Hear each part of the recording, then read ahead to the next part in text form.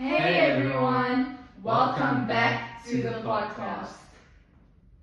You haven't met our team. Let me introduce you to them. Meet Zoe, organizational behavior researcher and leadership coach, who helps leaders understand the science of how people think, work, and thrive so they can build teams that truly perform. Gino, workplace culture and employee engagement specialist, who turns organizational theory into everyday actions that create positive, productive, and people-focused workplaces. Sakaba, human capital strategist and performance consultant, who works with organizations to unlock human potential and turn people strategies into business success.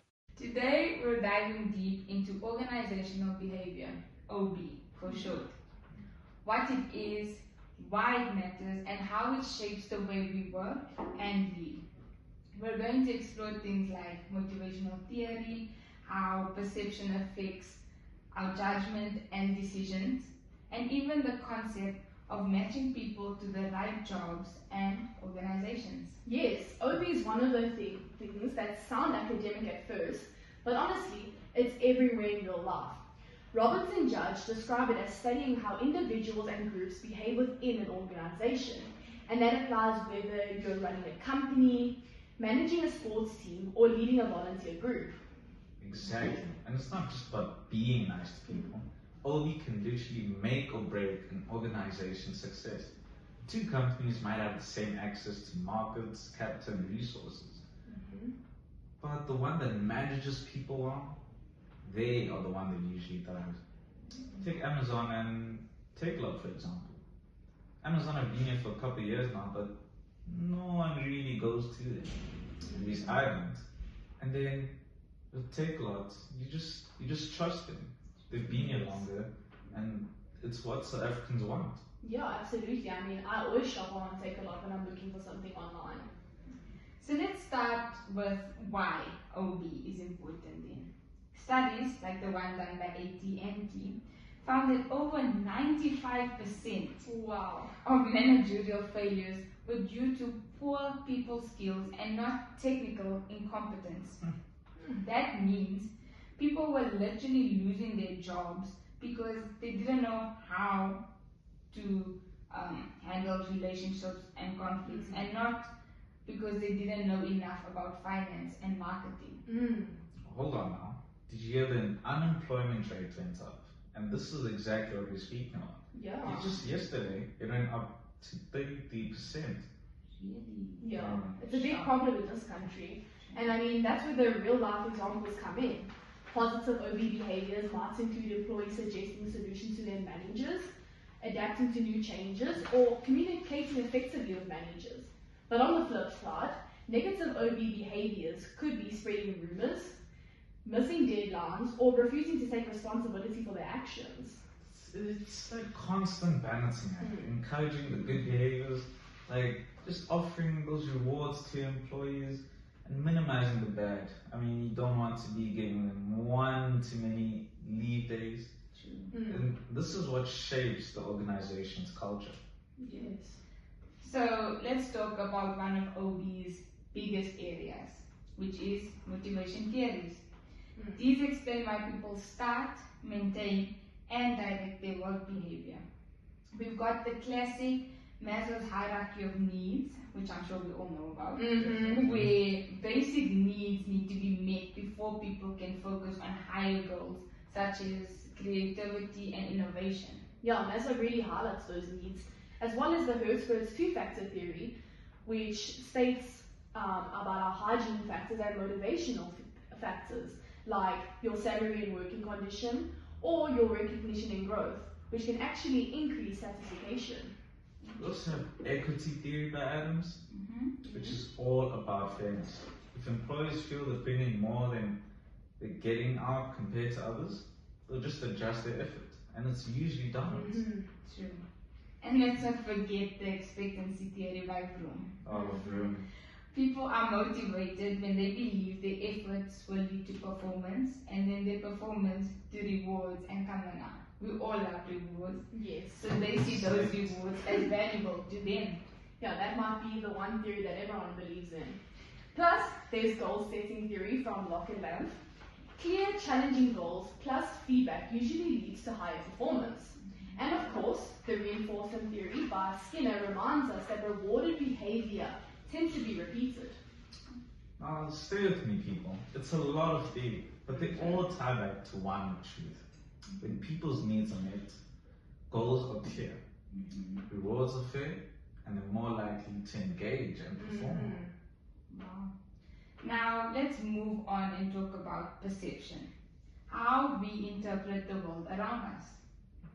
Robbins and Judge define it as the process of selecting, organizing, and interpreting information. And here's the kicker. Perception is subjective. True. Yeah, that's very true. Which means two people can look at the same set of facts and have completely different conclusions. In decision making, perception bias like selective perception can make us see only what supports our beliefs. And stereotyping can make us assume someone's abilities or limitations are based on the group they belong to. Whoa, and don't forget the availability heuristic, where we base decisions on the most memorable examples, not necessarily the most relevant ones. That's true. Well, I mean, that's when it comes to judgment, right? Perception is just as tricky. Let's take the halo effect, for example. It makes us overestimate someone's abilities because of one positive trait. And confirmation bias can make us interpret new information in a way that confirms what we already think. So, Staba, what do you feel about that? Well, I'm glad you actually asked me that. Just yesterday, someone I've known for basically all my life came to join my cricket team yesterday. I've been training with him for a while now, but a few years back, I always thought he was a bit of a big head, bit of a pothead, very, very rash person. But as I trained with him, got to know him a bit more, I thought he's actually a really good person. He's really chill, and he knows what he's talking about. Yeah, I mean, we can catch someone on a day where maybe something bad has happened in their life, and we lead that to believe that's the kind of person they are, whereas a couple months down the line, you can see them in a happy version of themselves and wonder which is the real version of them. I guess that's the tricky part about first impressions last, right? Yeah. And I mean, these biases could lead to poor promotions, misjudged performance, and underused talents, all of which impacts morale and productivity in a company. And I guess that's why organizations should invest in bias awareness training, diverse perspectives, and open communication to make decision making and judgment more objective. That's true. Yeah. So I guess that brings us to our last big topic. Person job fit and person organization fit. Do any of you care to take a kick at that? Yes, I will dive into that. Person job fit is all about whether someone's skills, knowledge, and abilities match the requirements of a job. For instance, you take a data analyst who is great at statistical software and loves problem solving. That role needs to be exactly that, because that will give the company a great fit. Interesting. On the other hand, person organization fit looks at values and culture. If you care deeply about sustainability, such as I do, you'll probably feel more engaged working for a company with strong environmental goals. That's interesting. So what I'm hearing is that both fits align. Employees not only perform well, but they also feel connected to the organization's purpose. Yes. Research by Christopher Brown shows strong links between good fit, job satisfaction, and performance. Yeah, and I mean, recruiters can check this through behavioral interviews and psychometric testing, not just to see if someone can do the job, but if they'll thrive in the company's culture. Stay with me, people. Just so to wrap it all up, organizational behavior isn't just theory for textbooks. It's the backbone of how we lead, hire, motivate, and retain people. Interesting, exactly. Yes.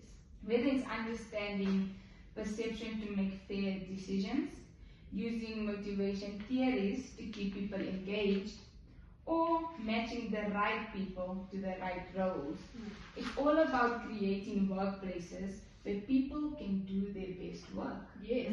And I mean, when that happens, you're not just boosting the productivity, you're building a stronger, healthier, and more sustainable organization.